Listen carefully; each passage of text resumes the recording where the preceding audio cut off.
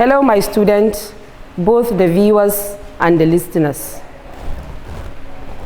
You are welcome to another segment of the Radio TV e-teaching and learning program.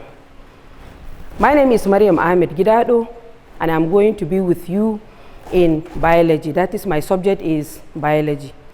And our topic for today, as you can see, is reproductive system of flowering plants. But before we go into the topic, let us quickly look at what biology is. When we say reproduction, what do we mean by reproduction? Reproduction is one of the characteristics of living things. And reproduction is the ability of living organisms to produce their young ones. Or rather, it can be the ability or the process by which individuals or organisms produce young ones. In biology, whenever we say organisms, we are referring to both plant and animals, because biology is always talking about the living things, that is the plant and the animals. So reproduction is a process that involves both the plant and the animals. So there are the fundamental feature of all non-life is reproduction, and each individual organism exists as a result of reproduction. The main purpose of reproduction is for continuity of life. Some organisms without reproduction must have become extinct by now. So for life to continue, reproduction has to take place in both plant and animals. So having seen what reproduction is and having understood what reproduction is, let's quickly look at the types of reproduction. Mainly or basically, we have two main types of reproduction. We have the asexual and we also have the sexual.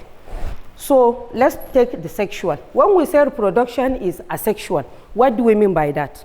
When we say asexual reproduction, we mean organism trying to produce young ones but with one parent. That is, when organisms produce young ones with one parent, that type of reproduction is called asexual reproduction.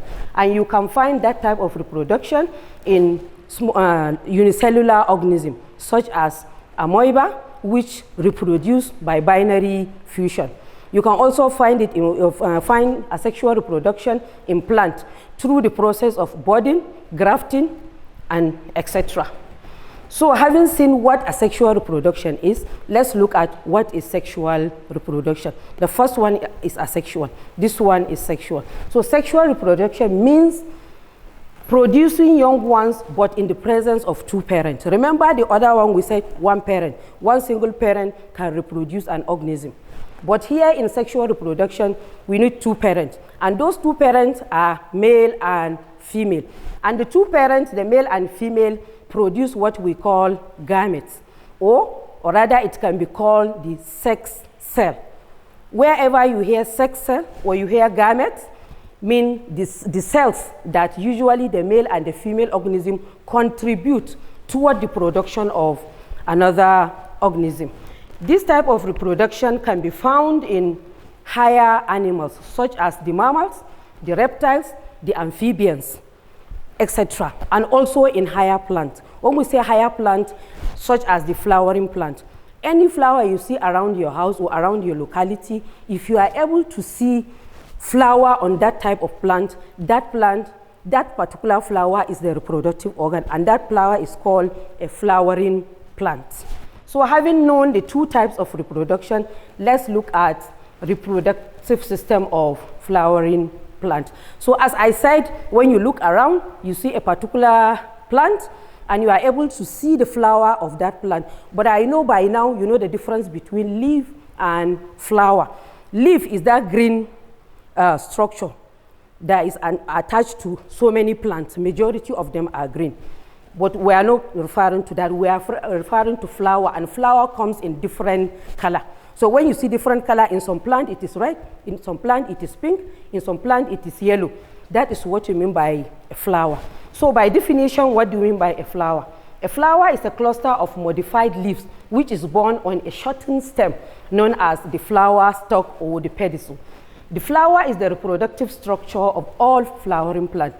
It contains both the male and the female sex organs, which enable them to exhibit sexually. So for the benefit of those that are viewing, that are watching us, we have a structure of the flower for easy explanation. But for the listeners, if you listen very well, I will describe all the parts of the flower. So by the time I finish my description, you will be able to see a flower and describe the parts of the flower. So looking at the structure of the flower has about 4 floral parts. And the 4 floral parts are the calyx, the corolla, the androecium, and the gynoecium. So we are going to take this part one after the other, describe it so that you understand. Before I start explaining the calyx, the corolla, and the rest, I want you to know what, by my definition, I said the flower is born on a shortened stem known as the flower stalk. So I want you to know what is flower stalk. For those that are just listening, they cannot see the structure. When you go to a tree, you are trying to pluck a flower, that particular handle which you use in holding your flower, that handle, that long stem or that long stick, that is what you mean by flower stalk or pedicel. So having known what the flower pedicel is, that is the structure you use in holding the flower. Next, when you hold it from the beginning to the end, at the top end it has curve, it has a swollen portion there. So that swollen portion is what we refer to as a receptacle. The receptacle is the one holding the floral parts. So when you see the flower pedicel at the bottom, that is the stem, then followed by the receptacle. So after the receptacle, which one is the next structure?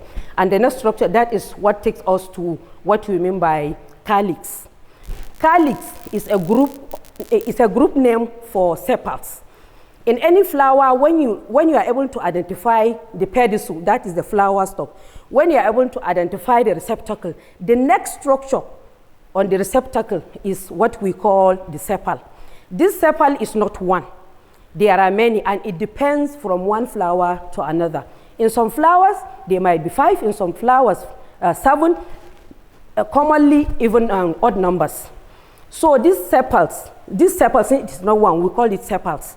So the group of sepals, their group name or their collective name is what you refer to as calyx. My student, please don't confuse yourself. Whenever you hear calyx, they are referring to sepals. It's the same thing.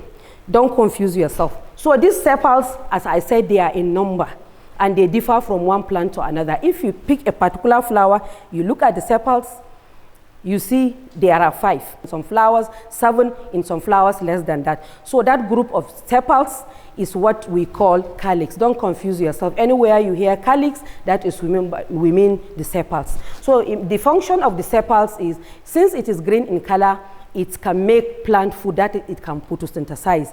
And again, it is a protective covering for the flower when the flower is in the bud stage.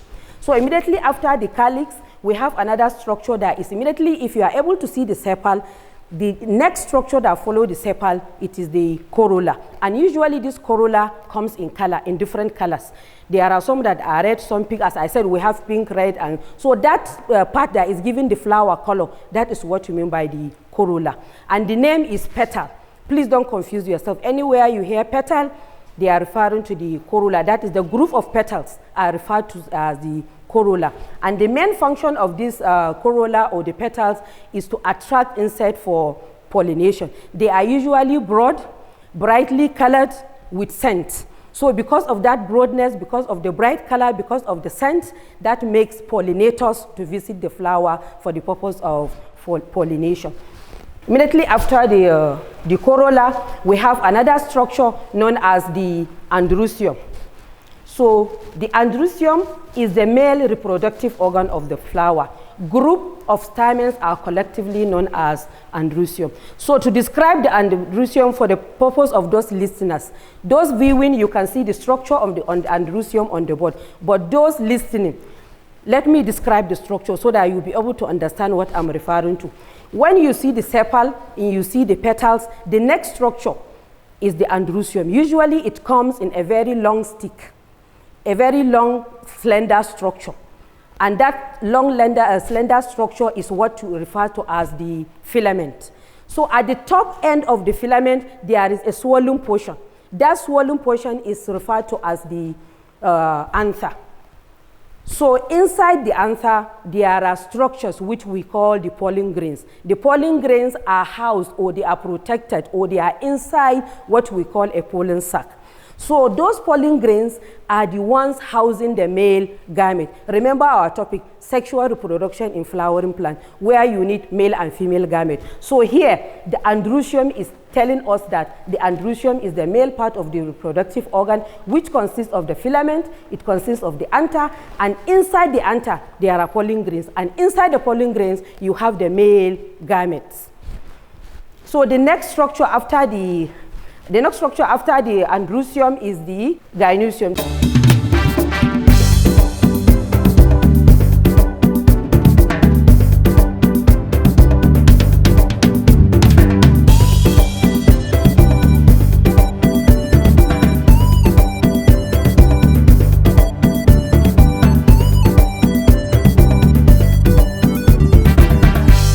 The gynoecium is the female reproductive organ of the flower. Remember, we said sepal. We said sepals, they are known as the calyx. Corolla, they are known as the petals. Androecium is the male part. Now the gynoecium is the female part. For the benefit of those watching or viewing us, on the board you can see a diagram. But for those that are listeners, I'm going to describe it so that you'll be able to understand what we mean by gynoecium. Gynoecium is the female part of the flower. At the top part of the gynoecium, and it varies in number from one plant to another, just like I said. But for this purpose, on top of the structure, you see what is on top. This is what we mean by the stigma. So stigma, that is the portion that receives the pollen grains during the process of pollination and fertilization, because it is where the pollen grain, which is containing the male gamete, is being deposited. So the function of the stigma is to receive pollen grains during pollination. So the style is the next structure. The style is just a passage which looks like a stick or a pipe through which the pollen grains will pass in order to reach the next structure. The next structure after style is the ovary.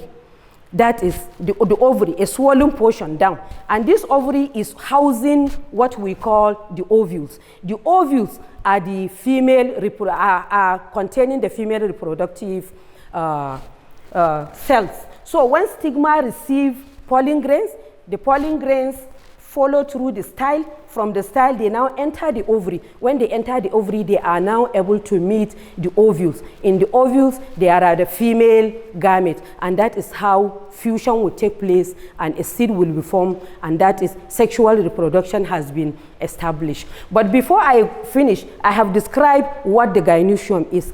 This ovary we are talking about, it varies from plant to plant. In some plants, there is only one ovary. That is what we call apocarpus. Please don't confuse yourself. In case of practical, if you are given a flower, you are able to see an ovary, and the ovary is one. That plant is referred to as an apocarpus ovary.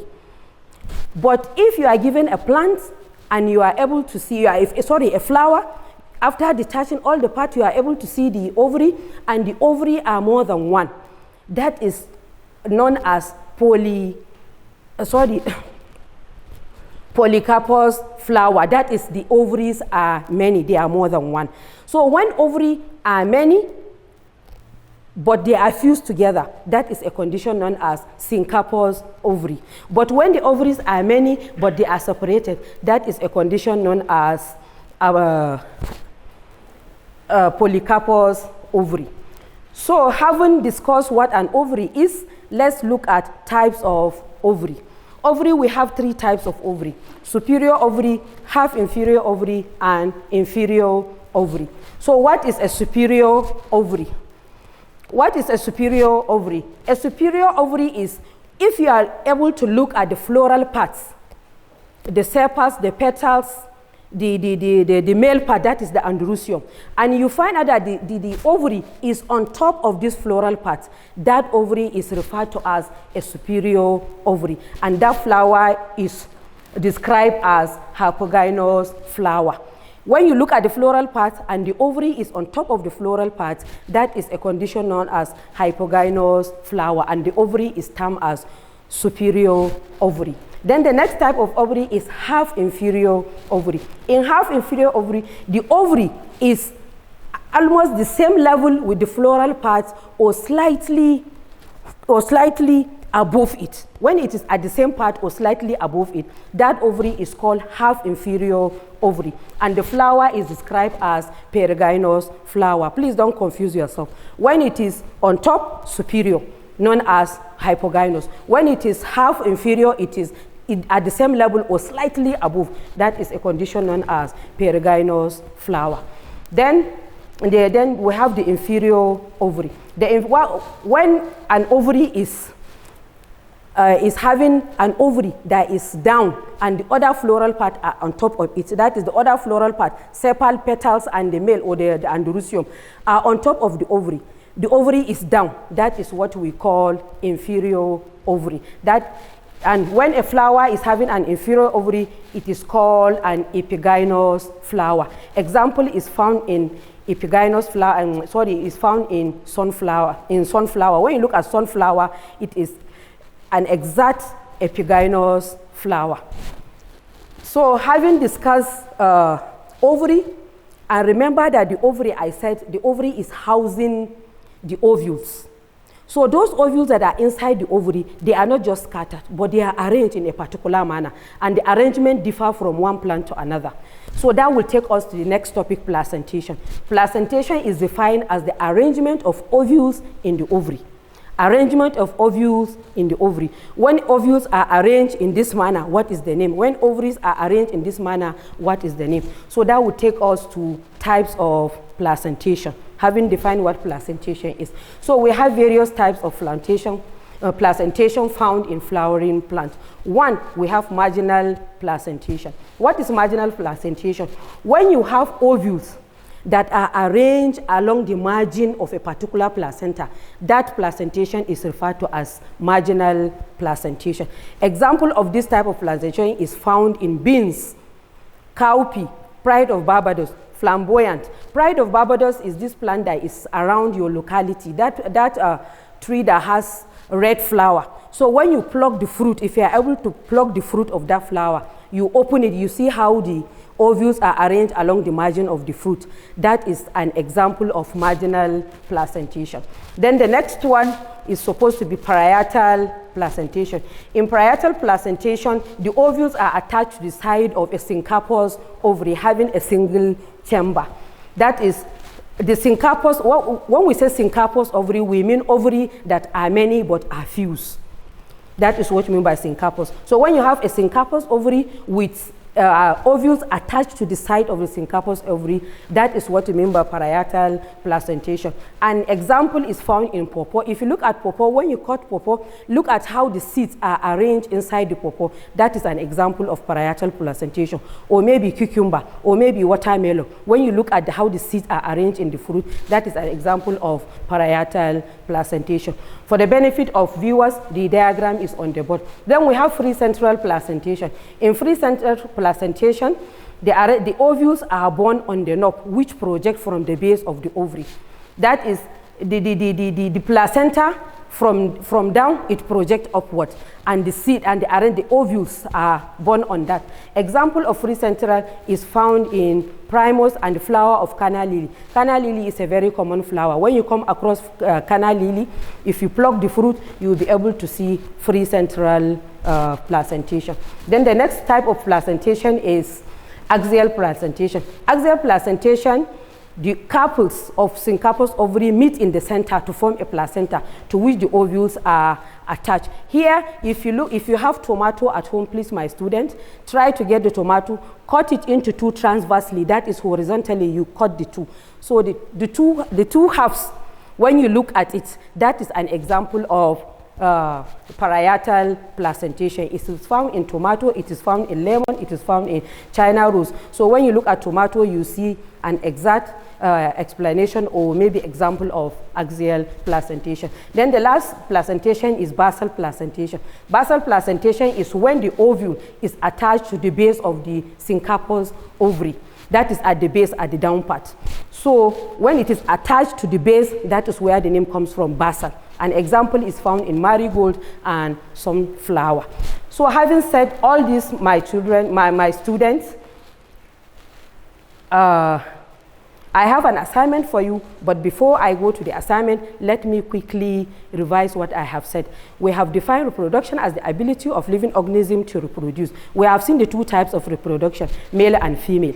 Sexual and asexual reproduction. We have also described the flower, where you have seen the calyx, the corolla, the androecium, and the gynoecium. So if you are able to see a flower and you are able to see this part, sepal, petals, androecium, and gynoecium, you are okay with flower, the pedicel and the receptacle. And also we have discussed types of ovary, where we have superior ovary, inferior ovary, and we have half inferior ovary. Then from there, we also discuss placentation, the arrangement of ovules inside the placenta. That is what we mean by placentation, and we have many types, but I have discussed 5 so far: marginal, parietal, free central, basal, and axial placentation with examples. So after all this, before I come to the end of my lesson, I have an activity or an assignment for you. I call it activity or assignment.